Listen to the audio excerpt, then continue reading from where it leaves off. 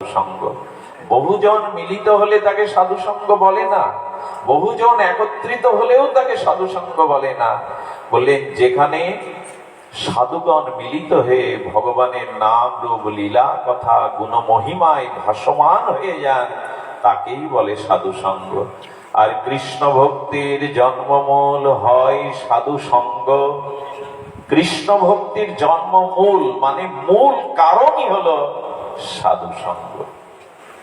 এই মাকে বললেন, মা প্রেম ভক্তি ক্রমের দ্বারা তুমি প্রাপ্ত হবে, যাও শতাং প্রসঙ্গ নাম। আমার এই সিদ্ধান্ত, তুমি সাধু সঙ্গে যাও, হরিকথা শ্রবণ করো। দেখুন একটা কথা আপনাদের বলি, কোন বৃক্ষ শাখা পোশাকা পত্র ফুলে পল্লবে বা আনন্দময় বাতাবরণে বাঁচতে পারে না যদি মূল শিকড় মাটির সাথে যুক্ত না থাকে। সমস্ত বৃক্ষ বেঁচে আছে, সমস্ত বৃক্ষ ফলে ফুলে পল্লবিত হয়ে আছে, সমস্ত বৃক্ষ পত্র পুষ্প পল্লবিত হয়ে আনন্দ দান করছেন, ছায়া দান করছেন। তার মূল কারণ মূল শিকড়ের সাথে মাটির সংযুক্ত। মাটি থেকে মূল শিকড় আলাদা করে দিন, ছায়া ফুল ফল বা নিজের অস্তিত্বকে বৃক্ষ বাঁচিয়ে রাখতে পারবে? একটু কথা বলুন, পারবে? সমস্ত বৃক্ষরাজিগুলো বেঁচে আছে, সমস্ত বৃক্ষরাজিগুলো তাদের অস্তিত্ব নিয়ে বেঁচে আছে। তার মূল কারণ হলো মূল মাটির সাথে তার শিকড়ের সংযুক্ততা আছে। তেমন শাস্ত্রে বলছেন, যদি সুখ পেতে চাও, আনন্দ পেতে চাও, জীবনকে পরিপূর্ণতা পেতে চাও, তাহলে ভগবত ভজনের সাথে যুক্ত হয়ে যাও। মূল কথাই হলো ভজনের সাথে যুক্ত হয়ে যাও। বৃক্ষের মূল শিকড় মৃত্তিকার সাথে যুক্ত না হলে বৃক্ষ মৃত, বৃক্ষের অস্তিত্ব বিলীন হয়ে যাবে। পত্র পুষ্প ফল শাখা পোশাকা পত্রর অস্তিত্ব থাকবে না। বৃক্ষ বেঁচে থাকার মূল কারণ হলো তার মূল শিকড়টি মাটির সাথে যুক্ত। তেমনি জীবনে আনন্দ, প্রেম, জীবন সফলতা, আত্মকল্যাণ, এগুলির মূল কারণ কেউ যদি ভজনের সাথে যুক্ত থাকে। আর সেই যুক্তটা কেমন? তেষাং সতত যুক্ত না, সর্বদা ভগবানের ভজনের সাথে যিনি। এই জন্য তো মহাপ্রভু বললেন, খাইতে শুইতে উঠিতে বসিতে সর্বদা ভগবানের নাম, ভগবানের চিন্তন, ভগবানের লীলা, এই ভাবনার সাথে যুক্ত থাকো। এটা হয়নি আমাদের জীবনে, অনেকের হয়েছে, আমার তো হয়নি। তাই বলছি এটা দরকার। মূল শিকড়ের সাথে বৃক্ষের যুক্ত থাকতে হবে মাটির সাথে। এটি ছাড়া সম্ভব নয়। দেখবেন 5-6 তলা ছাদের উপরেও বৃক্ষ রাজি আছে, ফলবান বৃক্ষ ফল দিচ্ছে। কারণ মূল কারণ ওইখানে কোনো না কোনো মাটি তত্ত্বের সাথে শিকড় যুক্ত। আজকাল ছাদে বাগান তৈরি করে মানুষ, ফল ফুলের গাছও ফলায়, দেখতেও ভালো লাগে। কিন্তু কেন হলো কোনো না কোনো মাটির সাথে তার শিকড় যুক্ত আছে, এই জন্য সে ফল ফুল ছাদেও দিতে পারছে। এটুকু তো বুঝি, যুক্ত থাকতে হবে। তেমন এটুকু বুঝতে হবে, জীবন আনন্দময় করতে গেলে, সফল করতে গেলে, নিজের আত্মকল্যাণ করতে গেলে আমাদের প্রয়োজন ভজনের সাথে যুক্ত থাকা। বাবা এই মেয়েটা কি জোগাড় করেছে দেখো, কোথা থেকে কারা আসছে, ভাঙা থেকে, ফরিদপুর থেকে। এদের বসার ব্যবস্থা করো যে কোনো জায়গায়। জয় রাধে। ওর মন বড় কিন্তু জায়গা ছোট, বসতে যেতে মন অনেক বড়, জায়গা অনেক ছোট। একটু ব্যবস্থা করে দাও যারা আসছে। তো পরমাত্মার সাথে যদি যুক্ত না হয়, তবে আমাদের জীবন আনন্দময় সাত্ত্বিকময় হতে পারবে না। আত্মকল্যাণ হওয়া সম্ভব কখনোই নয়। দেখুন এই প্রসঙ্গে একটি কথা আপনাদের জানিয়ে রাখি, জীবনে অর্থ থাকবে, সামর্থ্য থাকবে, পদ প্রতিষ্ঠা থাকবে, জীবনে বহুবিধ পাণ্ডিত্য থাকবে, কিন্তু সাধু সঙ্গে ভগবত ভজনে রতি না হলে শান্তি কারো ধরা দেবে না, কোনোদিনই দেবে না। বাহ্যিক সমস্ত আয়োজন যদিও থাকে, ধন বিদ্যা রূপ যৌবন পতি প্রতিবৃত্তি মান সম্মান, এগুলি থাকতেও কখনো জীবন সুখময় আনন্দময় হতে পারে না যদি সৎসঙ্গে ভগবত সঙ্গে ভজনে যদি যুক্ত না হই। নাম সংকীর্তন সর্ব আনন্দ স্বরূপ। এই দেখুন মহাজন কি বলছেন, আচার্যপাদ কি বলছেন, তত্ত্ববস্তু কৃষ্ণ, কৃষ্ণ ভক্তি প্রেমরূপ, নাম সংকীর্তন সর্বদা আনন্দ স্বরূপ। আনন্দের স্বরূপ কোথায়, আনন্দের খনি কোথায়? সেটি হলো ভগবত ভজনে। ভগবত ভজনেই হলো, দেখুন একটি কথা বলে রাখি, আপনাদের চাক্ষুষ চোখের সামনে একটা দৃশ্য তুলে ধরি, দৃশ্যর দিকে ধ্যান দিন। যদি আমার কাছে ফিল্মের ক্যামেরা নেই, সাদা পর্দা নেই, তবু মনের পর্দায় আপনার দৃশ্যটি দেখুন। পৃথিবীতে বহু ধনী দেখেছেন, গণ্যমান্য প্রসন্ন ব্যক্তি দেখেছেন, তাদের সমাজে যশ খ্যাতি অর্থের অভাব নাই, আর তারা অট্টালিকা সামগ্রীতে থাকে, সুন্দর স্ত্রী রমণীয় আছে, অর্থবিত্ত মান সম্মান পদ প্রতিষ্ঠা তাদের কোনো অভাব নেই, কিন্তু দেখবেন সেই গৃহের মধ্যে নরকের মতো দাও দাও করে জাবাগ্নি জ্বলছে, তাদের মনে শান্তি নেই। অথচ গৃহ নেই, স্ত্রী নেই, সম্পদ নেই, পরের সাজে কি মুখে আহার দেবে তাও নেই, গাছতলায় ছেঁড়া জামা পরে পড়ে আছে, কিন্তু তাদের হৃদয়ে আনন্দটা ছাপিয়ে তাদের পারিপার্শ্ব আনন্দটা বিতরণ করছে। রাস্তায় আছে, বৃক্ষতলায় আছে, কিন্তু আনন্দের উচ্ছ্বসিত তরঙ্গে ওই পরিবেশটা আনন্দময় করে রেখেছে। এ কথাই কি প্রমাণ হয় ভজনে ছাড়া অর্থবিত্তে শান্তি পাওয়া যাবে? যারা ধামে বসে আছেন আর যারা বৃক্ষতলে বসে ভগবানের ভজন করছেন নিত্য নিরন্তর, তাদের কাছে তো এই সুখের সম্ভার কিছু নেই, কিন্তু তারা পরমানন্দের তাদের আকাশ বাতাসকে, যে স্থানে তারা থাকে সেই পরিবেশকে আনন্দময়। যদি কখনো বিনোদ বাবার আশ্রম বর্ষনাতে যান, দেখবেন আপনি অন্য জগতে চলে গেছেন, আনন্দ আপনাকে বরণ করে নেবে। সাধু মহাত্মাদের দর্শনে যান, দেখবেন চিত্তে আর কোনো বিষয় বাসনা মলিনতা নিরানন্দ থাকবে না। এই ধাম আজি সেই ধাম হলো, এই যে সাধুগণ আসে হরিকথা বলে, এই ধাম আজি আনন্দ আজ ধরে না। তো সাধু কি টাকা এনেছে এখানে? আপনার জন্য বাড়ি গাড়ি এনেছে? আপনার জন্য কোনো সুব্যবস্থা দিয়ে এনেছে?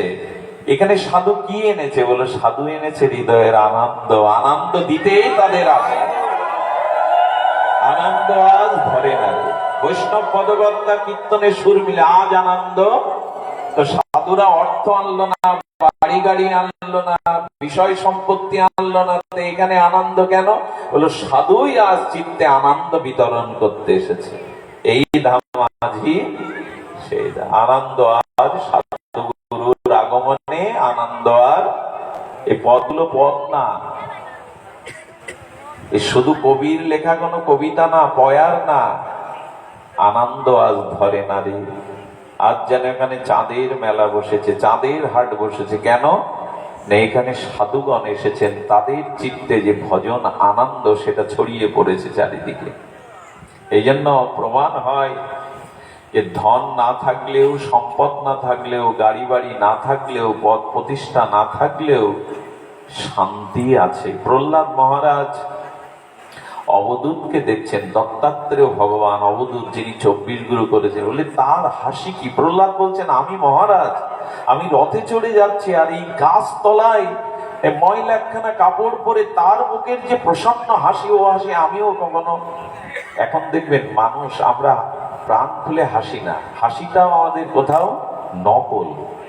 প্রাণ খুলে যে হাসি, শিশু যেমন খিলখিল করে প্রাণ খুলে হাসে, মানুষ এখন সরলতা কমে গেছে, তো মানুষের চিত্তে শান্তি নাই, তো এই জন্য হাসতেও মানুষ কোথায় ভুলে গেছে। তো দত্তাত্রেয় অবধূতের হাসি দেখে প্রহ্লাদ বলছেন, আমি রথে আপনি মাটিতে, আমি মহারাজের মুকুট পরে আছি প্রহ্লাদ মহারাজ, আর আপনি ধুলাই শায়িত, কিন্তু আপনার বদন হতে হাসির প্রফুল্লতা ও উজ্জ্বলতা যেভাবে প্রকাশ হচ্ছে, আমি রাজা হয়েও সেই আনন্দের হাসি হাসতে পারিনি। কারণ কি? কারণ একটি, সেই হৃদয় মাঝে সর্বদা ভগবানের ভাব অনুভূতির তরঙ্গ খেলছে তার হৃদয়ে, সেই তরঙ্গেরই বহিঃপ্রকাশ হাসি। এই জন্য আনন্দ একমাত্র সৎসঙ্গেই আছে, আনন্দ একমাত্রই ভগবৎ ভক্তিতে আছে, আনন্দ একমাত্রই ভগবৎ প্রীতিতে আছে। আমি গতদিন বলেছিলাম, বিষয় আনন্দ আনন্দ নয়, বিষয় আনন্দ আনন্দের মতো স্বরূপ ধরে দুঃখ দেওয়ার জন্য আসে। আর এই আনন্দ, এই দুঃখ বুঝবে না, মৃত্যুর পরেও আমাদের সূক্ষ্ম দেহ দুঃখ পেতে হয়। যাদের আত্মাগুলো ভজন না করে চলে যায় না, যাদের আত্মাগুলো অশান্ত থাকে না, কখনো গৌর গোবিন্দের গুণগাথা প্রেম ভক্তি যাদের নাই, তারা মৃত্যুর পরেও সূক্ষ্ম দেহ দুঃখ ভোগ করতে থাকে, অতৃপ্ত আত্মা তাদের কষ্ট পেতে থাকে। দেখুন, ভজন না করার পরিণাম দেখুন, এই দেহ চলে গেল, প্রপঞ্চে মিশে গেল, কিন্তু যখন সূক্ষ্ম দেহ থাকলো, ওই আত্মা যারা ভজন করেনি, যারা নিজের আত্মকল্যাণ করেনি, সূক্ষ্ম দেহ অতৃপ্ত আত্মা তারা যন্ত্রণায় কাতর হয়ে ঘুরে বেড়ায়। তার মানে মৃত্যুর পরেও শান্তি নেই যদি ভগবান ভজন না করি। দেহ তো তিনটে, স্থূল দেহ, সূক্ষ্ম দেহ, কারণ দেহ। তো যতদিন ভজন না হচ্ছে, নিজের আত্মকল্যাণ না হচ্ছে, ততদিন মারা যাওয়ার পরেও ওই সূক্ষ্ম শরীরেও আমাদের যন্ত্রণা পেতে হচ্ছে। এই জন্য ভজন আমাদের একমাত্র উচিত। আচ্ছা দেখুন, গীতাতে ভগবান এই শান্তি প্রাপ্তির একটা অপূর্ব লক্ষণ বলেছেন। দেখুন, শান্তি প্রাপ্তির উপায় চারটি। কটা? শান্তি প্রাপ্তির উপায় একটু ধ্যান দিয়ে শুনতে হবে, যদি অধিক রাত্র হয়ে গেছে তবু মন দিয়ে শুনুন। গীতায় স্বয়ং ভগবান বলছেন, লিখে নাও হৃদয়ে, এই চারটি বাক্য লিখে নাও, উপদেশ নিয়ে যাও। গোবিন্দ স্বয়ং বলছেন, আনন্দ ঘন রসমূর্তি রসব্রহ্ম সচ্চিদানন্দ ভগবান বললেন, শান্তির উপায় মাত্র চারটি। আশা করছি ধ্যান দিয়ে শুনবেন এবং এখান থেকেই আপনি সমাধান নিয়ে যাবেন গৃহে।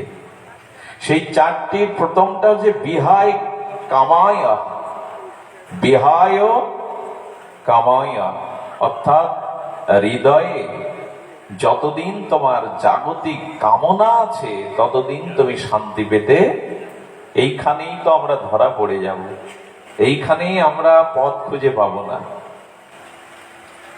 বিহায় কাময়া, যতদিন তোমার চিত্তে কামনা আছে, আর এই কামনা মানে কাম, কাম মানে শস্ক বাসনা, শস্ক মানে ভোগের বাসনা। এই জাগতিক শব্দ স্পর্শ রূপ রস গন্ধ তীব্র যে ভোগের বাসনা, এই কামনা যতদিন তোমার চিত্তে আছে ততদিন তুমি শান্তি পাবে না। তাই ধীরে ধীরে অনুশীলনের দ্বারা, বিবেকের দ্বারা, বিচারের দ্বারা, সাধু উপদেশের দ্বারা, শাস্ত্রের মর্মাত্ম বাণীর দ্বারা ধীরে ধীরে কামনাকে কমিয়ে দাও। কামনার সংখ্যাটা জাগতিক কামনা, ভজন কামনা নয়, জাগতিক প্রপঞ্চময় এই শব্দ স্পর্শ রূপ রস গন্ধ ভোগ কামনা কমিয়ে নাও। এখানে একটা কথা বলি, যতদিন জাগতিক ভোগ কামনা আছে ততদিন আপনি শান্তি পেতে পারেন না। পূর্বেও বহুবার বলেছি, বিষাক্ত কণ্টক যদি দেহে বিদীর্ণ হয়, পুরো শরীরটাই জড় জড় ব্যথাগ্রস্ত হয়। একটা কাটা ফুললে যদি বিষাক্ত কাটা পুরো শরীরটাই জড় জড় অবস্থা হয়, তা যার অন্তরে জগতের অসংখ্য কামনার কাটা বিঁধে আছে, সে শান্তি পাবে কি করে? শান্তি পেতে পারে না। তাই ধীরে ধীরে এই শাস্ত্র বাক্য কেন, এই সাধুসঙ্গ কেন? সেটি হলো এই দুর্বাসনা, এই দুর্জয় ব্যাধি, কাম বা কামনাকে জয় করা। কামনা থাকলে কি হয় দেখুন, তুলসীদাস গোস্বামী রামায়ণে বলছেন, আচ্ছা ভগবানের পিতা হওয়া কি সাধারণ বিষয়? দশরথ, নন্দ বাবা, বসুদেবেরা কারা? শুদ্ধ সত্য হৃদয় না হলে ভগবানের পিতামাতা হওয়া যায় না। শুদ্ধ সত্য মানে যাদের চিত্তে এই জগতিক কোনো আবেশ নাই। বিশুদ্ধ সত্যের অধিকারী বাসুদেব, বিশুদ্ধ সত্যের অধিকারী দশরথ। আর দশরথ এত বড় চক্রবর্তী সম্রাট ছিলেন, ধ্যান দিয়ে শোনুন, এত বড় চক্রবর্তী সম্রাট ছিলেন, সুর নৃপতি তার সামনে মাথা নত করে আজ্ঞা প্রার্থনা করতেন। সুর মানে দেবরাজ ইন্দ্র। দশরথের এমন বিরক্ত ছিল চক্রবর্তী সম্রাট যে দেবরাজ ইন্দ্র তার দুয়ারে এসে অনুমতি প্রার্থনা করত নতজানু হয়ে। আর পৃথিবীর যত রাজেন্দ্র বর্গ ছিল চক্রবর্তী সম্রাট দশরথের সামনে তারা আজ্ঞা নেওয়ার জন্য অবনত মস্তকে হাত জোর করে দাঁড়াতো। এত প্রভাবশালী, যাকে আশ্রয় করে, বিশুদ্ধ সত্য আশ্রয় করে স্বয়ং মর্যাদা পুরুষোত্তম রামচন্দ্র পুত্র রূপে এসেছেন, তিনি সাধারণ? ধ্যান দিয়ে শুনতে বলছি, একটি কণা যেন আপনাদের কর্ণ দিয়ে বাইরে না পড়ে। এত অদ্ভুত কথা তুলসীদাস বলছেন। কিন্তু সেই সুর নির্বতী যার সামনে আজ্ঞা মানত, চক্রবর্তী সম্রাট, ভগবানের যিনি পিতা, তিনিও কৈকেয়ীর প্রতি অধিক আসক্ত প্রবণ ছিলেন। কৈকেয়ীর মেধা রূপ এত ছিল যে উনি ওনার প্রতি বেশি আসক্ত ছিলেন। এই জন্য যখন কোপ ঘরে যেতেন, কোপ মানে কৈকেয়ীর মাঝে মাঝে ক্রোধ হতো, আর ক্রোধ হলে মানুষ দেখবেন একটা জায়গায় গিয়ে ঘরে দৌড় দিয়ে দেয়। তো ওই আমার মনে হয় এখনকার দিন একটু ক্রোধের আলাদা ঘর তৈরি করা দরকার। বেডরুম, অমুক রুম, কি বলে প্রেমানন্দ, ক্রোধের একটা ঘর দরকার, যে যার ক্রোধ হবে না ভেঙে চুরে হাত পা লাফালাফি না করে ওই ঘরে গিয়ে বসো। ক্রোধ ঘর, লাশ কাটা ঘর আছে, এই ঘর সে ঘর, ক্রোধ ঘর। তো কোপ ঘরে কৈকেয়ী চলে গিয়ে দরজা বন্ধ করে আর মুখ বন্ধ করত।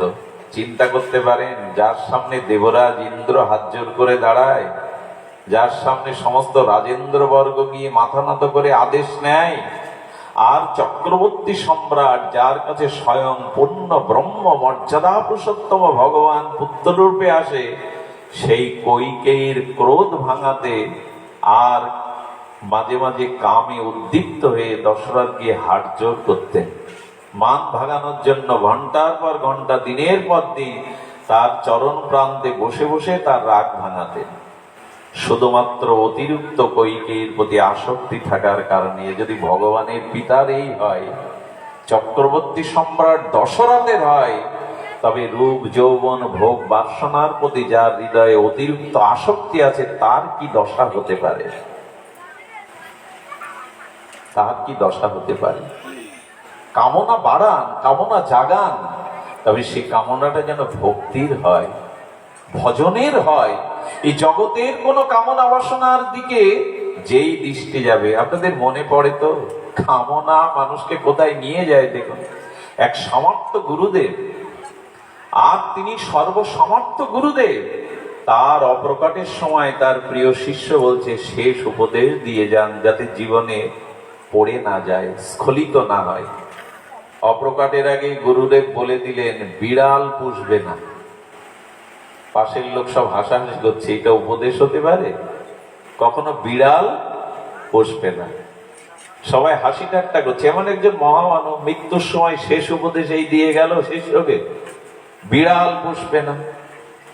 আচ্ছা, ওনার প্রিয় শিষ্যের কাছে ইনি জিজ্ঞাসা করছেন, গুরু মহারাজ আমাকে এটা কেন বললো? আপনারা তো তার প্রিয় অন্তরঙ্গ পার্শ্বদ, আপনারা কৃপা করে বলুন।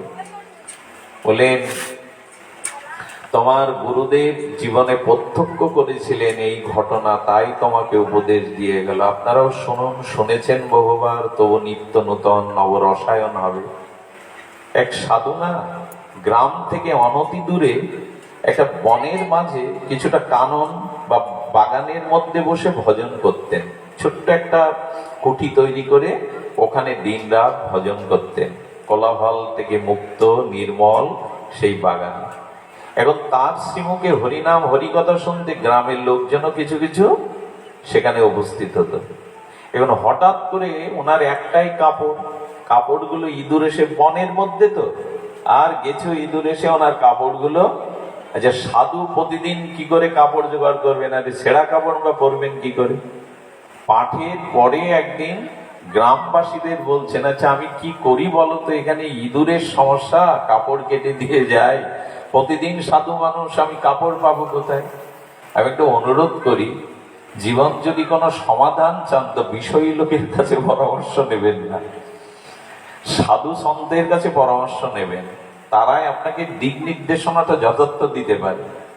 ওরা বলছে এটা সিম্পল বিষয়, সিম্পল বলা আবার ইংরেজি হয়ে গেল, মূর্খেত্ব বলে এটা সাধারণ বিষয় আপনার জানা নেই। আরে এটা বিড়াল পশু, আরে এটা বিড়াল পশু, আমরা গ্রাম থেকে একটা বিড়াল এনে দিচ্ছি, বিড়াল পুষলেই মিটে গেল, আর আপনার ইঁদুরের চিন্তা ওই সব সমাধান। বললে তাও তো যুক্তি আছে ভালো, আমি তো আর ইঁদুর দৌড়ে মারতে পারবো না, বিড়াল আনা হলো। বিড়াল ইঁদুর মারে বটে, কিন্তু বিড়ালকে তো খেতে দিতে হয়, ওর জন্য আবার ওর ঘরে তো আর মাছ নেই, সাধুর ঘরে আমিষ নেই, এই গ্রামে দুধ আনতে যায় এই বাড়ি ওই বাড়ি, বিড়ালের জন্য একটু দুধ দাও, কিছু দাও। একদিন বিষয়ী লোকরাই বললো, মহারাজ ভজন ছেড়ে এভাবে দুধ পাড়ায় পাড়ায় প্রতিদিন দেবেন, একটা কাজ করুন, আমরা একটা গাভী দিচ্ছি, গাভীটা পুষুন, এই গাভীতে কি হবে, দুধও পাবেন, আর আপনার নগরী নগরেও প্রতিদিন যাওয়া লাগবে না, আর এমনি করে সমস্যার সমাধানও, বিড়ালও থাকবে, ইঁদুরও মারবে, গাভীটাও তো। হ্যাঁ ঠিকই বলেছে, যে গাভী পুষলে তো তার থাকার জায়গা, খড়কুটো তার দিতেই হবে, এই আর ভজন সাধন চুলোই উঠলো। কার কাছে আর চাইবো, তো সামনে জমিটা একটু চাষ করি, ধান লাগাই, খড়ও পাবো, ধানও পাবো, চাষি শুরু হয়ে গেল, ঘর বাঁধা শুরু হয়ে গেল, গরুর ঘর বাঁধা শুরু হয়ে গেল। আচ্ছা গরু পুষতে গেলে ভজন হবে তো, হবে কি? যারা পোষে তারা জানে। গরু পুষতে গেলে বলছেন তোমরা ব্যবস্থা করেছো ভালো, কিন্তু দেখবে কে? আমি একা মানুষ, গরুর পেছনে কত সময় দেবো? বাবা তাহলে আর একটা অনুরোধ রাখুন, আমাদের গ্রামে না একটা বিধবা মহিলা আছে, অল্প বয়সে বিধবা হয়েছে, ও একটু আপনার গাভী সেবা করুক, একটু সাধু সেবা করতে পারবে, ও সেবা করতে পারবে, আপনি সমাধান, ও আপনার একটু গাভী দেখতে পারবে, দুধটা দহন করে দিতে পারবে, একটু ফুটিয়ে দেবে, বলে এও যুক্তি খারাপ না। 1 বছরের মাথায়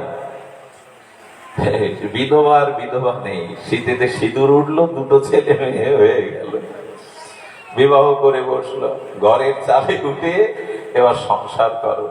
গুরু মহারাজ এটা দেখেছিলেন, তাই তোমাকে বলে গেল, বিড়াল কখনো পোষা না। কামনার দশা হলো এই, সংসারে একটা কামনায় যদি আপনার মন চলে যাওয়ার পেছনে আর 20টা পরিপূরণে এসে যায়। এই জন্য বলছেন যে দেখো, বিহায় কামায়া, গোবিন্দের এক একটা কথা, গীতার এমন এক একটা বাণী, কামনার পিছনে যদি ছুটতে যাও জীবন বরবাদ হয়ে যাবে। দেখুন এক জঙ্গলে তপস্বীর কাছে এক রাজা রাজদর্শনে, রাজা যার দর্শনে যায় সে সাধারণ তপস্বী না। তো রাজা গেছেন, গিয়ে বললেন আপনার মতো নিষ্কিঞ্চন সর্বত্যাগী সাধুকে আমি একটু আহ্বান জানাচ্ছিলাম, আমার রাজপুরীতে একদিনের জন্য এসে যদি একটু সেবা স্বীকার করতেন, কিছুটা পায়ের ধুলো দিতেন। বললেন না রাজা, রাজদর্শনও আমার জন্য নয়, আর রাজপুরীতে তো আমার যাওয়া সম্ভব নয়, আমাকে আমার মতো থাকতে দাও। রাজা তিনি সহৃদয়, রাজার হৃদয়েও সাধুর প্রতি প্রীতি ছিল, নাহলে রাজা হয়ে রাজদর্শনে যাবে কেন? কিন্তু এই কথাটা তার ভিতরে একটু অপমান জাগালো। সাধু একদিনের জন্য তো আসতে পারত, আমি রাজা, আমি তাকে আহ্বান করলাম, এতে তার কি ক্ষতি হবে? তার ভিতরে কিন্তু তার জেদ চেপে গেল। ওই এলাকার ওই তল্লাটের সর্বশ্রেষ্ঠ যুবতী সুন্দরী পতিতাকে আহ্বান করলো, আমি তোমাকে সময় দিচ্ছি যতদিন লাগে, কিন্তু ওই সাধুকে আমার গৃহে তোমাকেই আনতে হবে, আমি তোমার জাগতিক শত আকাঙ্ক্ষা পূর্ণ করব, আমি ওয়াদা করলাম। যুবতী ছিল, বুদ্ধিমতীও ছিল এই পতিতা, উনি এসে 10 দিন ধরে দূর থেকে আড়ালে দেখতে লাগলেন ওনার কর্মজীবন, কখন কি করেন, ভোরে উঠে কি করেন, কখন কি করেন। এবং সেই সাধু এমন সাধনের স্তরে চলে গিয়েছিল, উনি বায়ু ভক্ষণ করে ভজন করতেন, আহার করতেন না। যদি বলেন কথাটা মিথ্যা, মিথ্যা নয়। আচ্ছা, এই সাপগুলো, ব্যাঙগুলো 6 মাস মাটির তলে থাকে, এরা খায় কি? এই যে ব্যাঙগুলো না মাটির স্তরে তলে থাকে, বর্ষার সময় বৃষ্টি স্নাত হলে ওরা 6 মাস মাটির নিচে আহার বিন বাঁচে কি করে? সাপগুলো বাঁচে কি করে? সাপগুলো শীতকালে বেরোয় না, আহার সঙ্গে বেরোয় না। আমাদের ভারতীয় ঋষিরা বলেছেন ওরা একটা মুদ্রা জানে, যোগ মুদ্রা। সেই মুদ্রার নাম খেসুরি মুদ্রা। কি নাম বলা হলো? খেসুরি মুদ্রা। মানে আমাদের জিহ্বার আলায়, মানে জিহ্বার অগ্রে একটা ছিদ্র আছে, রস আমাদের জিহ্বায় কিন্তু বিন্দু বিন্দু শুষ্ক ক্ষুদ্র ছিদ্র পদ আছে, রসগুলো ওখান থেকে বহির্গমন হয়। কোন ছিদ্র সূক্ষ্ম না থাকলে টক ঝাল মিষ্টি রসের অনুভূতি গুলো আর সূক্ষ্ম সূক্ষ্ম সেগুলো আপনি দেখতে পাবেন। তো জিহ্বার অগ্রে একটা ছিদ্র আছে, যিনি ওই জিহ্বার অগ্রে ছিদ্রটা নাসিকার মধ্যে প্রবেশ করাতে পারেন, এর নাম খেসুরি মুদ্রা। আপনি পারবেন না, ওই ছিদ্রের ভিতরে নাসিকার অগ্রভাগটা প্রবেশ করে। এই খেসুরি মুদ্রা যদি থাকে কারো, 6 মাস কেন 2 বছর না খেয়ে বাঁচতে পারবে না। ব্যাঙগুলো এইভাবে বেঁচে থাকে, খেসুরি মুদ্রা। ভারতীয় যোগ দর্শন জানিয়েছেন সাপগুলো এইভাবে মাটির নিচে না খেয়ে 6 মাস ভেগগুলো পড়ে থাকে। তো উনি বায়ু ভক্ষণ করেন। উনি দেখলেন কখন উনি বায়ু ভক্ষণ করেন, কখন জপ ধ্যান করেন। 10 দিন পর্যবেক্ষণের পরে উনি যে যখন বায়ু ভক্ষণ করেন, বায়ুতে চন্দনের সুগন্ধ মিশিয়ে দিলেন, চন্দন ঘষে বায়ুতে ওই পরিমণ্ডলটা চন্দন গন্ধ দিয়ে দিলেন।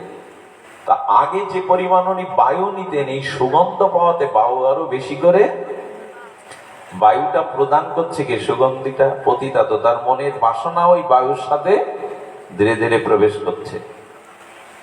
দেখবেন গায়ের গন্ধটাও মানসিক বৃত্তির পরিবর্তন করে, গন্ধরও একটা মহিমা আছে। তো ওই বায়ু ওইভাবে দিতে দিতে উনি বায়ু বেশি করে টানতে লাগলেন, সুগন্ধ পেতে লাগলেন। ধীরে ধীরে তার ওই সুগন্ধের জন্য ক্ষুধাটাও, আর বায়ু ভক্ষণ করে যে প্রসন্নতা, ক্ষুধার পিপাসা বেড়ে গেল। উনি একটা পাত্রে একদিন পরমান্ন সামনে দিয়ে দিলেন। এখন এটা দৈবকৃত পরমান্ন, সুস্বাদু গন্ধ আর আস্বাদ্য বস্তু পেয়ে উনি পেতে শুরু করলেন। এইভাবে দিতে দিতে একটা জিনিস বলি, অন্ন যদি আপনি যার কাছ থেকে অন্ন পাবেন, তার মনোবৃত্তি আপনার ভিতরে প্রবেশ করবে।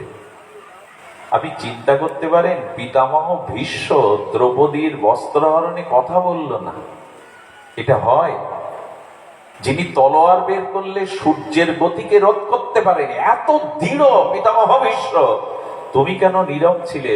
এত কুলবতী দ্রৌপদীর বস্ত্রহরণ হচ্ছে, তুমি হুঙ্কার দিলে কোথায় দুর্যোধন? সূর্যের গতি রোধ করার ক্ষমতা তোমার। আর তুমি কেন পাণ্ডবদের পক্ষ না নিয়ে কৌরবদের পক্ষ নিলে? পিতামহ ভীষ্ম, তুমি গঙ্গার পুত্র, যে গঙ্গার নাম নিলে মানুষ পবিত্র হয়, পাপ মুক্ত হয়, তার গর্ভে জন্ম নিয়ে পাপীদের ওষুধদের সঙ্গ কেন তুমি নিলে? ভীষ্মের একটাই উত্তর ছিল, আমি দুর্যোধনের অন্ন পেয়েছিলাম, অন্নই আমার বিবেককে সেদিন রুদ্ধ করেছিল। এই জন্য সকলের অন্ন কেন পাওয়া হয় না? অন্নের মধ্যে দিয়ে বৃত্তি প্রবেশ করে। ওই যে পতিতা, ওকে পরমান্ন দিতে লাগলো না, ওর বৃত্তিটা ধীরে ধীরে, দেখুন কামনা কি সর্বনাশা জিনিস। কেন শান্তি পাওয়ার জন্য ভগবান কামনাকে ধীরে ধীরে তাড়াতে বলছেন? একদিনে হবে না, এক জন্মেও হবে না, কিন্তু কমাও তো, সংখ্যা কমাও তো। এটা না হলে হবে না, ওটা না হলে না, এটা থাকলে জীবন চলবে না। কমিয়ে আনো সংখ্যা, অনন্ত ভোগ বাসনার সংখ্যা এবার কমিয়ে আনো। ওই প্রবৃত্তির অন্ন পেতে পেতে, অন্ন পেতে পেতে, অন্ন পেতে পেতে, এই জন্য অনেকেই দান গ্রহণ করেন না, অন্ন গ্রহণ করেন না। আপনি যদি কারো কাছ থেকে শুধু নিতেই থাকেন দান, এক সময় তার অন্যায় প্রস্তাবটাও আপনাকে মেনে নিতে হয়। আপনি আর তখন না বলবার ব্যক্তিত্ব হারিয়ে বসেন। এই জন্য যেখানে নেওয়া আছে ওখানে দেওয়াও থাকতে হবে, নাহলে কিন্তু ফাঁদে পড়ে যাবে। ফাঁদে তো আমরাই পড়ি বেশি, আমাদের তো সব দোহাত করে দেয়, আমরা তো কিছু দিতে পারি না। আমি একজন মহৎকে বলছি, বাবা তাহলে আমরা এই ফাঁদে পড়ে যাই, আমাদের সকল কিছু দেয়। বলে দেওয়ার বিনিময়ে তোমরাও তো দাও, হরি কথা তো দাও, এই দেওয়াটাও তোমাদের দেওয়া। দেওয়া নেওয়া থাকুক, কিন্তু শুধু নেওয়া থাকলে ফাঁদে পড়ে যাবে। তার অন্যায় কোনো প্রস্তাবে আপনি মাথা উঁচু করতে পারবেন না। এই জন্য দান, পরিগ্রহ, অন্ন সবখানে নেওয়ার ব্যবস্থা নাই। যারা এই পথে এসেছেন, আমি আপনাদের একটা উপলব্ধি বলি, সব তো মহাত্মারা সামনে বসে দেখবেন, যে বিষয়ই যার চিত্ত শুদ্ধ না, অশুদ্ধ পথে অর্থ রোজগার করা, সেখানে যদি প্রসাদ রূপেও আপনি অন্ন পান, আপনার শরীরে ওই প্রসাদের দ্বারা, প্রসাদের যে ক্রিয়া, সুস্থতা, ভজনে অনুরাগ, প্রীতি, আনন্দ, এটা পাবেন না। শরীর কোথাও না কোথাও সমস্যা তৈরি হবে। এই জন্য অন্যের মধ্যে যিনি দেন তার বৃত্তি প্রবেশ করে, তার মনোবৃত্তি। অন্য কোনো খাদ্যে কিন্তু তার প্রবেশ করে না, কিন্তু অন্যের মধ্যে দিয়ে তার বৃত্তি প্রবেশ করে। ওই পতিতা তাকে পরমান্ন দিতে দিতে একদিন সামনে এসে হাজির হলো, আর ওই যে অন্ন পেয়েছে তার বাসনা বৃত্তি প্রবেশ করেছে, আর তাকে তাড়াতে পারল না। ধীরে ধীরে তার সাথে বিবাহ করে দুটো সন্তানাদি করে দিব্য সংসার করতে লাগলো। একদিন বলল, সন্তান হয়েছে, ওদের প্রতিপালন করতে হবে, কিছুটা অর্থেরও তো দরকার। তো শুনেছি ওই রাজা বড় সহৃদয় ব্যক্তি, রাজ দরবারে আপনার মতো মহাত্মা গেলে রাজা নিশ্চয়ই একটা ব্যবস্থা করবেন। রাজাকে নিয়ে একটা ছেলে কাঁদে, আর একটা ছেলে, যে রাজার আহ্বান একদিন বৈরাগ্যের কারণে ফিরিয়ে দিয়েছিল, একটা ছেলে কাঁদে আর একটা ছেলে কোলে করে রাজার বাড়িতে উপস্থিত। আজ কাঙাল হয়ে, সেদিন ছিল অতিথি হয়ে, আজ কাঙাল হয়ে। রাজা হেসে উঠে বললেন, মহাত্মা মনে আছে আপনার? 1 বছর আগে আমি আপনাকে আহ্বান করেছিলাম পাদ্দুলো দেওয়ার জন্য, স্বীকার করেননি। আজ বউ ছেলে মেয়ে নিয়ে আপনি সাহায্যের আবেদনে আমার গৃহে এসেছেন। এই স্খলনের কারণ একমাত্র এই কামনা, একমাত্র কামনা। কারো কাছ থেকে যদি অতিরিক্ত কোনো কামনা থাকে, দেখবেন আপনি বিবেক কাজ করবে না, আপনার সামর্থ্য কাজ করবে না, দুর্বল হয়ে পড়বেন আপনি। এই জন্য দয়া করে ভগবানের কথার দিকে দৃষ্টি দিন। এই জাগতিক ভোগ বাসনা কামনা, এটা যদি লাগাম না টেনে ধরেন, শান্তি আপনার জীবনে কোনোদিনই আর মরেও শান্তি পাবেন না। কারণ ওই বাসনা নিয়ে মরলে ওইটা পূরণের জন্য আবার অন্যের ঘাড়ে লাগতে হবে, পিশাচি হয়ে। বাসনাটা পিশাচির মতো। পিশাচি কেন জানেন? ভূতে লাগা রুগী ভুল বলে, এত খাওয়ানো হয় স্বাস্থ্য ভালো হয় না, খাই তো পিশাচি। তো এই যে বাসনা সব খেয়ে ফেলে আমাদের কল্যাণ, আমাদের মঙ্গল। যে যত বাসনা থেকে, কামনা থেকে দূরে সরে আসতে পেরেছে, জীবন তার ততখানি সার্থক। বেঁচে থাকার জন্য খুব বেশি প্রয়োজন আছে বলে যুগ যাই বদলাক, যুগ যেখানেই যাক, খুব বেশি প্রয়োজন থাকে না। দ্বিতীয় কারণ, কটা বলেছিলাম শান্তি বাবা? 4টি। দ্বিতীয় কারণ স্পৃহা ত্যাগ। কি ত্যাগ? স্পৃহা। স্পৃহার আবার বিপরীত শব্দ নিস্পৃহা। স্পৃহা ত্যাগ মানে, খুব ধ্যান দিয়ে শুনতে হবে, এটা আমাদের খুব কাজে আসবে। যারা দূরে আছেন অনুরোধ করছি, কাছে হয়তো বসতে পারেননি, সকলে ধ্যান দিয়ে স্পৃহা শব্দটি ধ্যান দিয়ে শুনুন।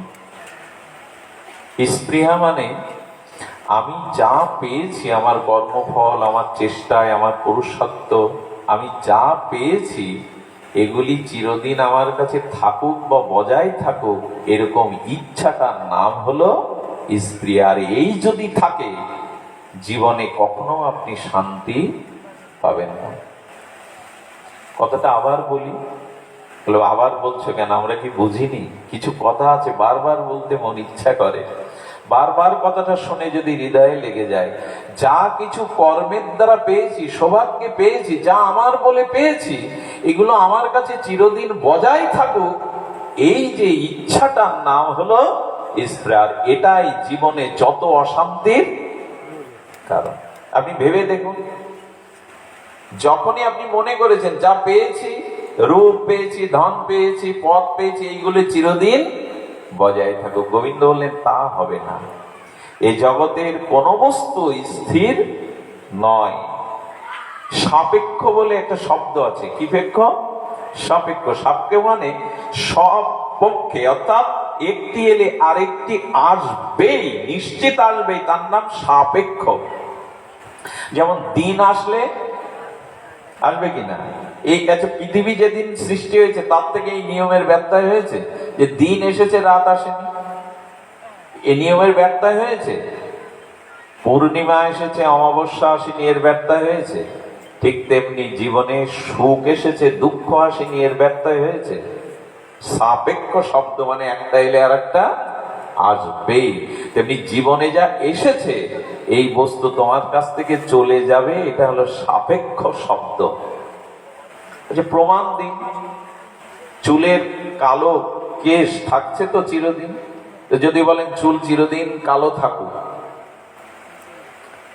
খোকনদা তো কালি করে না, পুরো সাদা। আপনারা কালি করেন না অনেকে, থাকলো তো চুল কালো থাকলো।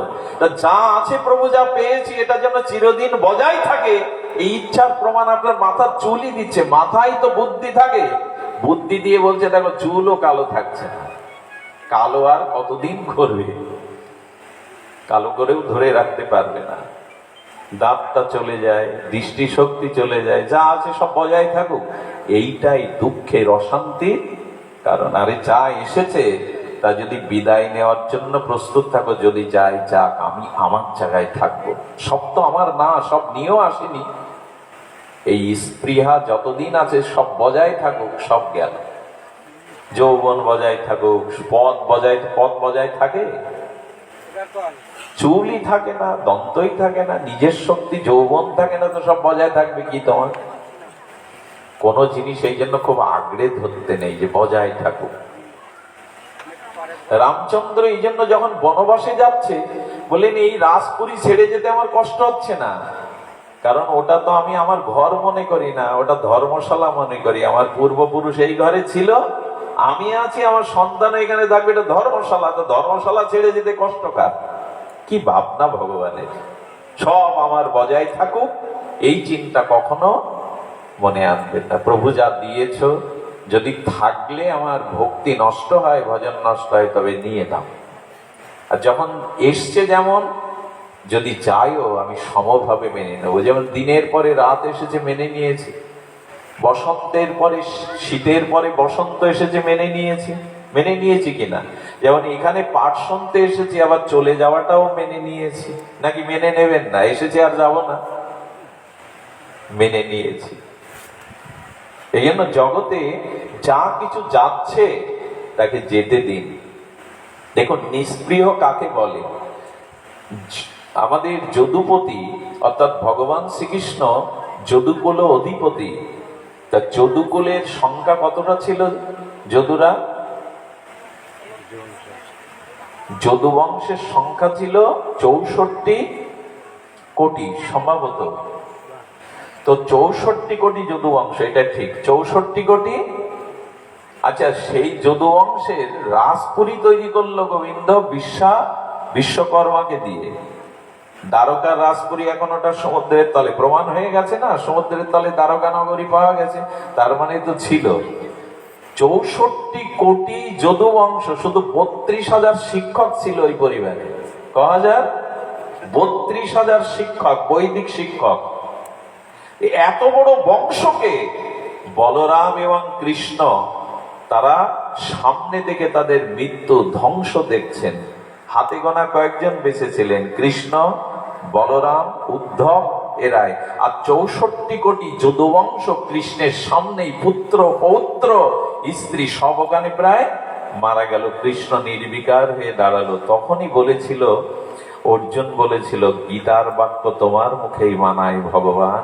তোমার বংশ, তোমার দ্বারকাপুরী শেষ হচ্ছে, তুমি নির্বিকার দাঁড়িয়ে দাঁড়িয়ে দেখছো। কারণ গোবিন্দ যে বাণী বলেছেন সেটা তিনি নিজে পালন করেছেন। সব যেমন এসেছিল আজ তেমনি কালের গর্ভে সব চলে যাচ্ছে। তুমি নিষ্প্রিয় থাকো, তুমি নিশ্চিত থাকো। কি দ্বারকাপুরী চলে গেল, 64 কোটি 56 কোটি, যদিও 64 কোটি নয়, ভুল হলো। মহাত্মারা যারা পাঠ শুনছেন দূরে কাছে ক্ষমা করবেন, 56 কোটি যদু অংশ। তো এরা ধ্বংস হলো সামনে, উনি নিষ্প্রিয় নির্বিকার। একেই বলে যে বাণীটা বলছেন তাকেও তো আচরণ করতে হবে। গোবিন্দ আচরণ করে দেখালেন।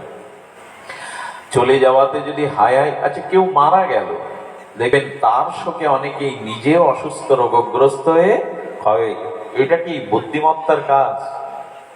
যে গেছে তার বিদায়টাকে, বাস্তবতাকে মেনে নিয়ে তুমি অসুস্থ হয়ে পড়লে তুমি ওই পরিবারের অভিশাপ হয়ে দেখা দেবে।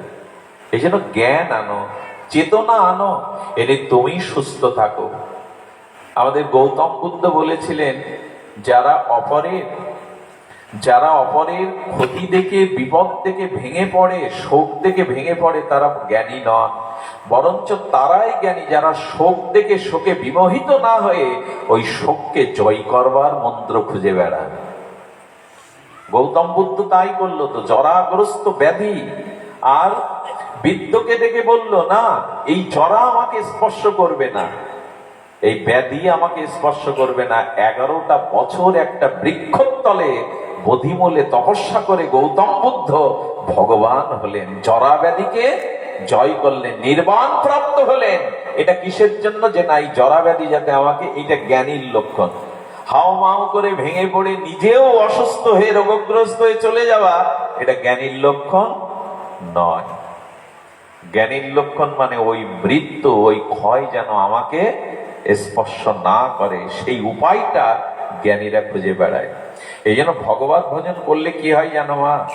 শোকটা আগের মতো অত শোক আর থাকে না, মোহটা আগের মতো আর মোহ, চলে যাওয়াটাকেও সে মেনে নিতে শিখে এসেছিল।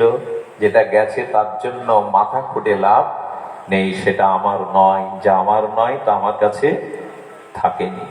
এভাবে যদি ভাবতে পারেন তখনই মনে শান্তি পাবেন। নাহলে আপনি জীবনে শান্তির দেখা পাবেন না। এই স্প্রিয়া যদি রাখেন, যা আছে তা যেন চিরদিন থাকে। এটা থাকলে কিন্তু ধীরে ধীরে শান্তি আপনার জীবন থেকে মিলিয়ে নিন। আমরাও কিন্তু এই রোগের রোগী, এই কারণেই তো আমাদের অশান্তি। তৃতীয়টা হলো নির্মম। তৃতীয়টা হলো নির্মম মানে মমতা শূন্য হওয়া। অতিরিক্ত মমতা কোনো বিষয়ের প্রতি ভালো নয়। কথাটি কবে আমাদের জীবনে কাজে লাগাবো বলতে পারেন? অতিরিক্ত গাঢ় মমতা। দেখুন, 2টো অক্ষরে আপনি বন্ধনে আবদ্ধ, আর 3টে অক্ষরে আপনি মুক্ত। স্বামী রামসুখ দাস বলছেন, এই মহারাজ, 2টো অক্ষরে আপনি জন্ম মৃত্যু অভিশাপে বাধা পড়বে না, 3টে অক্ষর হলে, আরেকটি অক্ষর যুক্ত করলে আপনি মুক্ত হয়ে যাবেন। একটি হলো মো আর মো, শব্দটা কি হয়? মম, আমার। এই মো আর মম, এই মোহ যদি কারো প্রতি অতিরিক্ত এসে যায় তবে আপনি বাধা পড়লেন। ওর আগে আর একটা অক্ষর দিয়ে দিন, ন মম, কিছুই আমার নয়, ও আমার চিরদিনের নয়, ন মম, মিটে গেল। অক্ষর তো মিটে গেল। জীবনে প্রতিপালন অত সহজ নাই। যে বস্তুতে আমার বা মমতা, সেখানেই দুঃখ। আমি প্রমাণ করে দিচ্ছি আপনাদের। যে বস্তুতে মমতা, অতিরিক্ত মমতা, সেখানে আপনাকে দুঃখ দেবেই। আচ্ছা, নদীর তীরে সুখে নদীর মৃদুমন্দ হাওয়া পাবেন, হ্যাঁ, সেই চাঁদনি রাত্রে, পূর্ণিমার রাত্রে চিকমিক চাঁদের আলোতে নদীর তরঙ্গে আপনি কল্পনা বিলাসে হারিয়ে যাবেন। এই জন্য নদীর তীরে বাড়ি করলেন, কিন্তু 6 মাস পর নদীর ভাঙন শুরু হলো। আর ভাঙনটা ধীরে ধীরে বাড়িটাকে গ্রাস করবার জন্য। শান্তি পাবেন না, চিন্তায় পড়ে যাবে, রাত দিন আর ঘুম। প্রতিটা ইটের কণায় কণায়, প্রতিটা বাড়ির কণায় কণায় আপনার মমতা মেশানো। এত সাত করে বাড়ি করলাম, কিন্তু নদী গর্ভে ঘুম হয় না, খাওয়া হয় না। আচ্ছা, ভেঙে যাব কুল ভাঙতে ভাঙতে বাড়ি পর্যন্ত এসেছে, বিল্ডিং পর্যন্ত, চিন্তা হতে হতে ঘুম নেই, খাওয়া নেই, ওজন কমে যাচ্ছে, রোগগ্রস্ত হয়ে যাচ্ছে। কিন্তু কেউ এসে যদি ওই বাড়ির উপযুক্ত মূল্য দিয়ে কিনে নেয় ওই মুহূর্তে, কি করবেন? বেচে দেবেন কিনা? বেচে দিয়ে দলিল করে দিলেন, টাকাগুলো হাতে পেলেন। ওর পরের দিন যদি বাড়ি নদীগর্ভে বিলীন হয়, আপনার শোক হবে? আপনি কাঁদতে বসবেন? এতদিন কাঁদছিলেন কেন? বাড়িটা আমার, আজ দলিলে শুধু সই করে টাকা নিয়েছেন, বাড়ি আর আমার, ভেঙে যাক আর নদীগর্ভে লীন হোক, তাতে আমার কি? শোকটা হচ্ছিল কেন? ওই দুটো অক্ষর, আমার। সংস্কৃতিতে মম মানে বাংলাতে আমার। আচ্ছা, তখন টাকাগুলোর মধ্যে ওই পুরো বাড়িটার বিল্ডিংটার চিন্তাটা চোখে গেল। টাকাগুলো রাখলে তো বিপদ আছে, কেউ যদি জেকে ফেলে, জেনে ফেলে, সন্ত্রাসীরা আসবে। বিশ্বাস করুন, যাদের বাড়ি একটু ফাঁকা, যাদের বাড়িতে তেমন মানুষ নাই আত্মরক্ষার, আপনি 500 লাখ টাকা যদি কেউ আপনার কাছে রাখতে দেয়, আপনি রাত্রে ঘুমাতে পারবেন না। ঘুম হবে না আপনার, কোনো না কোনো ভাবে একটা চিন্তায় পড়ে যাবে। তখন টাকাগুলোর প্রতি ওর কেউ দেখলো না তো, কেউ এগুলো তো আসবে না তো, দস্যুরা এসে নিয়ে যাবে না তো। সকালবেলা ব্যাংকে গিয়ে টাকাগুলো জমা দিয়ে পাসবই আর চেক বই নিল। আচ্ছা, ওই টাকা জমা দেওয়ার পরে ওই দিন ব্যাংক যদি লুট হয়, ব্যাংকে আগুন লাগে, ওই টাকার জন্য আর আপনার চিন্তা হবে? টাকার বান্ডিল থেকে চিন্তাটা চলে এসছে, কারণ টাকা এখন আমার নয়, আমি ওটা জমা দিয়েছি। এখন আমার হলো পাট বইটা, ওটা বৃষ্টি এলে, ঝড় এলে যে কোনো জায়গায় ফেলে রাখবে। তখন চিন্তাটা গেছে, যতদিন যে বস্তু আমার, সেখানে আপনার দুশ্চিন্তা যাবে না। এর থেকে সহজ করে বলবার আমার ভান্ডে আর কিছু নেই। যে বস্তুতে আমার, সেই বস্তুতেই। এই জন্য গোবিন্দ বললেন, সংসারে থাকো, অতিরিক্ত আসক্তি কারো প্রতি দিতে। ওইখানেই একটা জিনিস বলি, শ্যামসুন্দর বড় পণ্ডিত বাবার কথা। দেখুন, এই যে জাল বনে না মানুষ, ওই জালের মূল একটা সুতো কেটে দিতে পারলে অন্যগুলো আর কাটতে খুব কষ্ট পেতে হয় না। এই মমতা, অতিরিক্ত আসক্তি, এই জালটা কেটে দিন, তাহলে দেখবেন অন্যগুলো ধীরে ধীরে। মাকড়সার জালের একটা জায়গা যদি কেটে দিতে পারেন, আর ওই জাল সুন্দর দেখাবে। ওই একটা সুতো কেটে দিতে পারলেই ধীরে ধীরে দোষে পড়বে। অতিরিক্ত মমতা কারো প্রতি, এই জালটা কেটে দিন, তাহলে দেখবেন অন্যগুলো আর বাঁধবে না। তবে মমতা, আমাদের ভিতরে দয়া মায়া মমতা তো আছে। মমতা যদি দিতে হয়, তবে একটু মোড় ঘুরিয়ে গোবিন্দের প্রতি দাও, ভগবানের প্রতি দাও। এইখানে বারবার বলো, গোবিন্দ তুমি আমার, রাধারানী তুমি আমার। এইখানে বারবার মমতাটা দিন। দেখুন, মমতাটা মোড় ঘুরিয়ে গেল, গোবিন্দ আমার, রাধারানী আমার। সেই ছোটবেলায় পড়ালেখা করেছে, ভাগ্য ফলে বন্ধু রাজা হয়েছে, দরিদ্র বন্ধু দরিদ্রই। একদিন রাজারাও মানে বন্ধু দেখা করতে গেছে, বলে তোর এত সুন্দর ফুলের বাগান? বলে ফুলের বাগান আমার না, এটা গোবিন্দের। বলে এত সুন্দর সরোবর পদ্ম ফুটে আছে, এত সুন্দর সরোবর তোর? বলে সরোবর গোবিন্দের, আমার না। সুন্দর গেট দেখেছে, বলে এই গেটটাও তো তোর রাজপুরীর গেট? বলে এটাও গোবিন্দের। এই প্রাসাদ, এটাও গোবিন্দের। মন্দিরটা? বলে এটাও গোবিন্দের মন্দির। বলে তাহলে তোর কি? বলে আমার কি দেখবি, আয়। হাত ধরে নিয়ে মন্দিরের মধ্যে গিয়ে রাধা মাধবকে দিকে বলছে, সব রাধা মাধবের, রাধা মাধব কেবল আমার। সব রাধা মাধবের, রাধা মাধব কেবল আমার। এইটুকু, এই যে মমতাটা ওই দিকে দিন, ভগবানের দিকে দিন মমতাটা। দেখুন, মমতা কাকে বলে? যশোদা সকালবেলা পূর্ব গোষ্ঠে পাঠিয়েছেন গোপালকে, তাই না? কিন্তু যশোদার সারাদিন কান থাকতো বাঁশির দিকে আর গোধূলি বেলার দিকে। গোধূলি বেলায় যশোদা নবনীত ভাণ্ড রেখে আরতির সরঞ্জাম নিয়ে কত কত আগে থেকে প্রতিজ্ঞা করতো, ওই বুঝি গোপাল আসছে, ওই বুঝি গোপাল আসছে।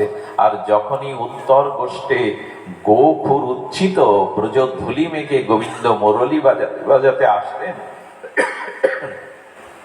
সমস্ত ব্রজবাসীরা যমুনা পুলিনে এসে রাস্তার ধারে দাঁড়াতো। যেমন বর যেতে গেলে, জয় শ্রীরাধে, বর যেতে গেলে যেমন রাস্তার দুই ধারে দাঁড়ায়, বা এই তো একটা ভালো পরিবেশ, থাকুক যতক্ষণ থাকে। ধ্যান দিন, পাঠের দিকে ধ্যান দিন। কি বলেছে? যে বর যেতে গেলে যেমন রাস্তার দুই ধারে সবাই দেখতে আসে, গোবিন্দ আসবেন বিধায় অগ্নি করে সবাই দাঁড়াতো। ওই বদন থেকে তাদের সারা দিনের বিরহ জড়তা, জড় জড় মনের তাপ, বিরহ দূরে চলে যেত। সুধীজন, এমনি করে গোবিন্দ দর্শনের জন্য যেই বাঁশি বাজত, যশোদার কানে বাঁশি বাজত, তখন বাঁশির সুরটা যশোদা কি মনে করতে, দেখুন অতিরিক্ত মমতা থাকলে কি হয়। অতিরিক্ত মমতা গোপালের প্রতি থাকাতে বাঁশির সুর শুনে নন্দমা এই কথাই বুঝতে পারতো যে বাঁশি বলছে খোদা, হ্যাঁ, অন্ন কি জানতো, ননী দেমা নন্দরানী। বাঁশি কি বলছে? ননী দেমা নন্দরানী। যশোমতী মার মমতায় গোবিন্দর বাঁশি তো রাধা রাধা বলছে, কিন্তু যশোদা মা কি শুনছেন? ননী দেমা নন্দরানী। আর যেই বংশী শুনেছেন, বুকের স্তন থেকে কাপড় ভিজে যেত, দুগ্ধ স্নাত হয়ে যেত। মমতা এরকম জিনিস। যেমন কারো প্রতি যদি গাঢ় মমতা থাকে, দেখবেন রসক্ষরিত হয়, ভেতরে স্নেহ খরিত হয়। পিতার বুকেও তো রক্ত আছে, সন্তানের জন্য তো দুধ তৈরি হয় না। কারণ মায়ের বুকে সন্তানের জন্য যতটা স্নেহ, পিতার অতটা স্নেহ তৈরি হয় না। এই জন্য মায়ের রক্তটাই অমৃত স্তন্য দুগ্ধ হয়ে আর সন্তানের মুখবদনে চলে যায়। আমার বলবার অভিপ্রায়, অতিরিক্ত মমতা গোবিন্দের প্রতি থাকায় যশোদা মা বংশীর ধ্বনি শুনে তার বুকের কাপড় ভিজে যেত বক্ষের স্তনে দুগ্ধে। তার মানে মমতা চায়। এই জন্য অনুরোধ করব, এই যে ক্ষুদ্র ক্ষুদ্র কিছু কিছু মমতা অন্যদের দিয়েছি না, ওটা জোগাড় করে ভগবানকে দিই। আর এই দেওয়ার জন্যই আপনারা এত কষ্ট করে এখানে এসেছেন, যাতে গোবিন্দের নাম রূপ লীলা শ্রবণের দ্বারা মমতাটা। আর মমতা কিন্তু আপনাদের হয়েছে। যারা নিত্য আসেন না, এখন তো নাম বলতে পারছি না কোথা থেকে এরা এসছে। হ্যাঁ, তো যারা আসেন, আমার মনে হয় রাধারানী বলেছিলেন, হ্যাঁ, স্বলীলা চরিত বিপ্রুট পীযূষ, হে প্রাণনাথ, হে মনোহর, হে গোবিন্দ, তোমার কথা যাদের এক ফোঁটা কানে গেছে, তারা ঘরে থাকতে পারবে না, তারা আর ঘরে থাকতে পারবে না। বলে তারা ভিক্ষুচর যান, তারা ভিখারি হয়ে যাবে। এই যে আপনাদেরও মমতা যাচ্ছে, যে বারবার হরি কথা শুনতে এসছেন সাধু সঙ্গে, তো রাধারানী তখন বলছেন ভিক্ষুচর যান, তারা ভিখারি হয়ে যাবে। ভিখারির কাঁধে একটা ঝুলি থাকে, দেখবেন যত সাধু আসে ওদের কোনো একটা ব্যাগ ঝুলানো থাকে। আর ঝুলি মানে কি? কাঁধে ঝুলি নিয়েছে, কোথায় কুড়িয়ে পাবো হরি কথা সাধুর চরণ ধুলি। ইব বিহঙ্গ, তাদের পাক না মেলে। যারা একবার হরি কথা, হরিকে মমতা দিয়েছে, তাদের দুটো পাক না ওঠে। বাড়ি আর তাদের ধরে রাখা যাবে না, উড়ে উড়ে সেখানে যাবেই যেখানে হরি কথা, সেখানে যাবে। আর এরা বন ভালোবাসে। তখন গোবিন্দের প্রতি যাদের মমতা এসেছে, সবাই একবার করে বন গেছে। সেই বন যে কোনো বন না, বৃন্দাবন, যে কোনো বন না, সুন্দরবন না, তারা যাবে বৃন্দাবন। আচ্ছা, বনে রাম গেছে বনবাসে, আর কৃষ্ণ গেছে রাসে। বনে সবার যেতে হয়েছে, যোগী ঋষি মুনি ভগবান সবাই বনে গেছে। এই জন্য তখন বৃন্দাবনে যাওয়ার মন তৈরি হয়। একবার যাদের হরি কথা প্রাণে বসে গেছে, আর তারা থাকতে পারবে না। শত বেদে এখন থাকতে পারবে না। এই জন্য মমতা ভগবানের দিকে যেতে গেলে সাধু সঙ্গে ভগবানের অপূর্ব লীলা কথা শুনতে হবে। শুনতে শুনতেই মমতাটা ওদিকে চলে যাবে। যার রূপ গুণ প্রায় শোনেন শ্রদ্ধা দিয়ে, ব্যাকুলতা দিয়ে তার প্রতি। আর এই মমতাটা মানে রস। মমতাটা মানে, আরে এক সাধু এসেছে, উনি জিলিপি খেতে ভালোবাসতেন। আর জিলিপিটা ভোলা ময়রা তৈরি করত, বৈষ্ণব মন্ত্রে দীক্ষিত প্রসাদ ভোজি উনি করত। গুরুদেব বলছে না, যার জিলিপি খাওয়া হলো না রে। শিষ্য বলছে প্রভু, দোকান তো 5 মিনিটের পর। এই ছেলেটা ডেকে বলছে 200 গ্রাম জিলিপি আর 20 টাকা দিয়ে দিও, তাড়াতাড়ি যায়। আর শোন, গুরুদেব বলছে না, আজকে সময় নেই। বলে গুরুদেব একটু একটু, আপনি ভোলা ময়দার জিলিপি পাবেন না তা হয়? ছেলেকে বলছে যা, দেখিস প্রথম কড়াই থেকে যেটা উঠবে সেটাই নিবি, কড়া থেকে যখনই তুলবে টাটকাটা নিবি। ও সরল গিয়ে দেখছে জিলিপি তৈরি করতে কটা কড়াই লাগে। একটা কড়াইতে তো ভাজা হয়, আর একটা কড়াই রসে চোবানো হয়। ওকে বলে দিয়েছে কড়াই থেকে উঠবে আর সেই টাটকা নেবে। ও গিয়ে 20 টাকা দিয়ে যেই কড়াই থেকে তুলছে সাদা জিলিপি, বলছে না, অন্য কড়ারটা নিতে নিষেধ করেছে, ওই কড়ারই দাও, প্রথম কড়ারটাকে উঠবে দাও। কোথায় পাগল এসছে জিলিপি কিনতে, নিয়ে যাওয়ার পরে জিলিপি খাওয়া যাবে তো? জিলিপি খাওয়া যাবে না, রসে চুবাতে হবে। ভগবানের নাম রূপ শুনতে শুনতে আপনার হৃদয়ে একটা রসবোধ এসে যাবে। ওই রসটাই মমতা, ওই রসটাই মমতা, রসটাই মমতা। এই জন্য রস খরিত হোক। ভগবানের রসমধ্য নাম রূপ লীলা শ্রবণ করতে করতে আমাদের চিত্তে রস খরিত হবে, স্নেহেও রস সিক্ত হবে। এই মমতাটা ভগবানকে দিন। দেখুন, জগতে যত যে বস্তুর প্রতি অধিক মমতা দেবেন, ততটুকু দুঃখ যন্ত্রণা আপনার জন্য অপেক্ষা করছে। এই জন্য মাঝে মাঝে নিজেকে একটু নিরপেক্ষ রাখতে হয়। অতিরিক্ত মমতা সংসারে যারা দিয়েছেন তার একটা দৃষ্টান্ত দেব। দুর্যোধন দুঃশাসন ধ্বংসের কারণ ধৃতরাষ্ট্র গান্ধারীর অতিরিক্ত মমতা। আজকের দিনে সন্তানদের যা চাইছে তাই যদি দিতে থাকেন, একবার হাত পা ছোড়াছুড়ি করলে যদি সব অন্যায় আবদার মিটাতে থাকেন, একদিন দেখবেন সব পেলে নষ্ট জীবন। অতিরিক্ত মমতা সন্তানাদির প্রতিও রাখবেন না। এক সময় তার অন্যায়, আমি এক মা মাঝে কল করেছে জানেন, হাউমা করে কাঁদছে, সাধু ভেবে অনেকেই রিং দেয় কথা বলতে, বলে বাবা একটু আশীর্বাদ করুন, একটু প্রার্থনা। বলে কেন? বলে ছেলের নামে মামলা হয়েছে, ক্লাস মানে ম্যাট্রিক পাস করেছে, ওইটুকু ছেলে, মামলা হয়েছে, মামলা মিটাতে 2 লাখ টাকা লাগবে। আমরা রাতে ঘুম হয় না, এর মধ্যে 3 লাখ টাকার মোটরসাইকেল না দিলে ঘরে দৌড় দিয়ে এসে 20 বছর হাতে। চিন্তা করি, এটা সন্তান। অতিরিক্ত মমতা, অতিরিক্ত আসক্তি এই পরিণাম ডেকে আনছে। ঘরে ঘরে তাই হচ্ছে। একটা মোটরসাইকেলের জন্য কত ছেলে আত্মহত্যা করছে, তাই না? ওই যে সব চেয়েছে, সব পেয়েছে, আদরের দোলাল করে রেখেছেন। দুর্যোধন দুঃশাসনের একমাত্র ধ্বংসের কারণ ধৃতরাষ্ট্রে সব অন্যায় দাবিও মেনে নিত। দ্রৌপদীর বস্ত্র হরণে হা করেনি ধৃতরাষ্ট্র, পাণ্ডবদের বিষ খাইয়ে মারতে গেল, হা করেনি, যতুগৃহে পুড়িয়ে মারতে গেল, হা করেনি। অতিরিক্ত মমতা, এই অতিরিক্ত মমতায় কাল হয়ে গেল। আমাদের দশাও তাই। সংসারে কোনো বস্তুর, কোনো ব্যক্তির প্রতি অতিরিক্ত মমতা এলো তো আপনার জীবন ধ্বংস। এই জন্য গোবিন্দ 3 নম্বরে বলছেন নির্মম, মমতা শূন্য। মমতা যদি রাখতে হয় আমার দিকে রাখো, যত গাঢ় মমতা দেবে ততই তোমার হৃদয়ে প্রেম ও রস সিক্ত হবে, তখনই তোমার জীবন ধন্য হবে। চতুর্থটা হলো নিরহংকারী হও। 4টি কি কি বললাম আমাদের তো মনে থাকে না? হ্যাঁ, স্পৃহা। প্রথমটা হলো বিহায় কামায়া, কামনা সংখ্যা কমিয়ে দাও, যেটুকু না পেলে নয় সেটুকু রাখো। আর স্পৃহা, যা পেয়েছি তা যেন আমার কাছ থেকে চলে না যায়। তৃতীয়টা হলো নির্মম, অর্থাৎ মমতা শূন্যমা। চতুর্থটা হলো নিরহংকার। যদি অহংকার থাকে, আমি লিখে দিতে পারি স্টাম্পে, শান্তি আপনার জীবনে কোনোদিন। অহংকারী ব্যক্তি আজ পর্যন্ত শান্তি পেয়েছে বলে একটা দৃষ্টান্ত আপনি উপস্থাপন করতে পারবেন না। অহংকারী ব্যক্তি, অহং কিঞ্চিত পরিমাণও যদি কারো মধ্যে থাকে, তাহলে জানবেন তাকে শান্তি দিতে পারবে না।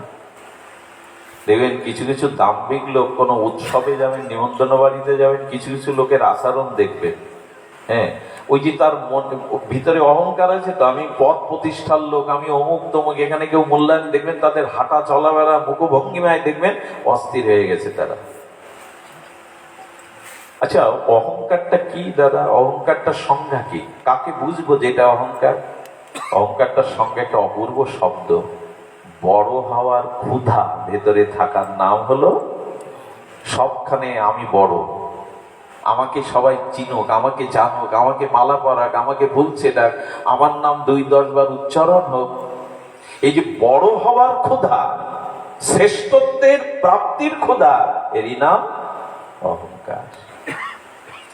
আর এই জন্য তো দুর্যোধন কি বলে, উত্তম মালা আমার গলে দাও।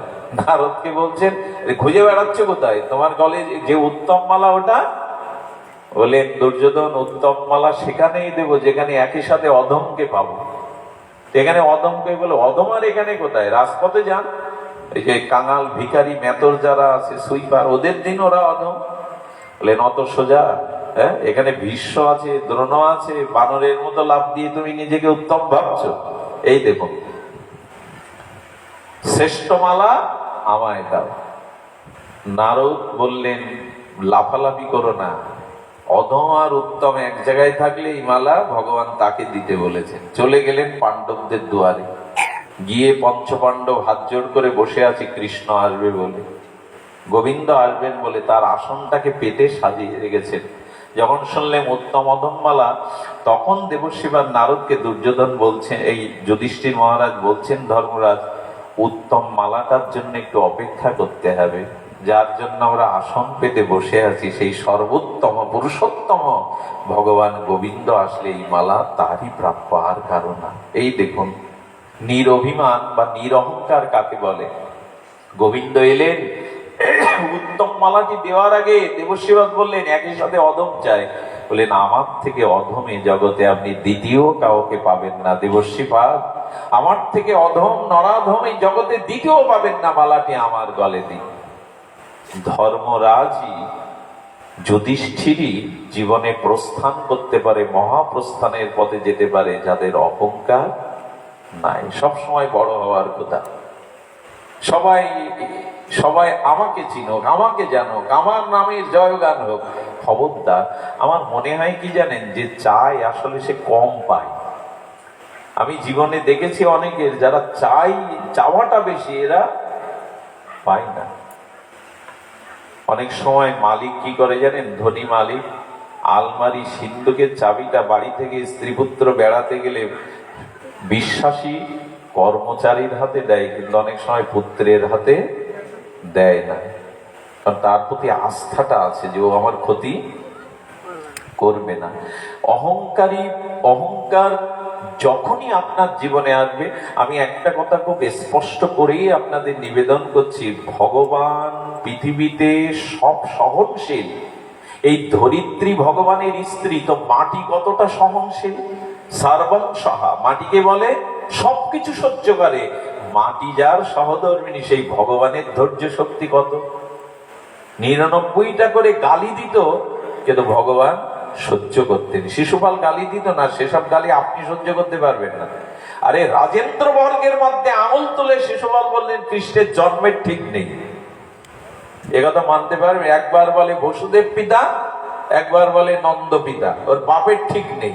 এ কথা গোবিন্দকে রাজেন্দ্র বর্গের সামনে কৃষ্ণ বসে বসে হাসতেন। ভগবানের ধৈর্য কম। আমি আপনাদের নিবেদন করব যে জীবনে এই যে ভগবানেরও ধৈর্য এত, সবকিছু 99টা গালি হজম করতেন, হাসতেন, কিন্তু গোবিন্দ বলেন একটা জিনিস আমি ধৈর্য ধরতে পারি না, কারণ অহংকারকে আমি জীবনে কখনো মেনে নেইনি, মেনে নেবও না, আগামীতে অহংকার আমি সহ্য। এটা বৃন্দাবন দাস ঠাকুর চৈতন্য ভাগবতে বলেছেন, অহংকারীর অভিমান ভগবান কখনো সহ্য করতে, এই একটা জিনিস কেবল ভগবান সহন করতে পারে। সর্বাংশ ভগবান সব সহ্য করেন, তাকে বিষ দিলেও বিষ ধৈর্য ধরে গ্রহণ করেন, কিন্তু অহংকার গোবিন্দ সহ্য করেন না। এই জন্য ভক্তের মধ্যে যখন কোনো অহংকার আসে, গোবিন্দ তাকে অপমান লাঞ্ছনা দিয়ে অহংকারকে নষ্ট করে দেন। ইন্দ্রের অহংকার এলো, আমার পূজা বন্ধ করে গিরিরাজের পূজা, এই জন্য ইন্দ্রের অভিমানকেও দূর করলেন। আমি আপনাদের একটি নিবেদন করব, অহংকারের পরিণতি কি আমি বলেই পাঠ রাখবো। অহংকারের পরিণতি পঞ্চপাণ্ডবদের কাছে চলো। ভগবান শ্রীকৃষ্ণ যখন অপ্রকাট হলেন, এর পরপরই যুধিষ্ঠির মহারাজ সিদ্ধান্ত নিলেন দ্রৌপদীকে নিয়ে তারা মহাপ্রস্থানে পথে যাবেন। যেখানে কৃষ্ণ নাই, গোবিন্দ নাই, সেখানে থাকবো না। এই দেখেন ভালোবাসাটা কাকে বলে। গোবিন্দ নাই তাই রাজপদ রাজমুকুট ছেড়ে আস, তারা এই পৃথিবীতে থাকবে না, মহাপ্রস্থানের পথে যুধিষ্ঠির চলেছে। ধ্যান দিন, এটি বিশ্রাম কথা। তো যখন চলেছেন, আপনারা প্রত্যেকেই জানেন 5 ভাই, তার মধ্যে 4ই ভাই দ্রৌপদী সহ পড়ে গেল। যখন ভীম অর্জুন, যুধিষ্ঠির, ভীম অর্জুন, নকুল, সহদেব, যখন সহদেব মারা গেল তখন স্বভাবত ভীম প্রশ্ন করল, হে ধর্মরাজ, হে প্রাজ্ঞ দাদা, আপনি বলুন যে কেন সহদেব পড়ে গেল। তো উনি তখন বলছেন, সহদেবের রূপ ছিল, ও যেখানেই দাঁড়াতো সবার দৃষ্টিভঙ্গি নিজের দিকে আকর্ষণ করার চেষ্টা করতো, যে আমার থেকে রূপবান কেউ নেই। এই রূপের অভিমানী আজও মহাপ্রস্থানের পথে যেতে ব্যর্থ হলে পড়ে গেল। নকুল কিছুদূর গিয়ে পড়ে গেল। এরা যেতে পারছে না, ভগবান যাদের ছায়া সঙ্গী, যাদের জন্য ভগবান রথ চালিয়েছেন, তাই না, দূতের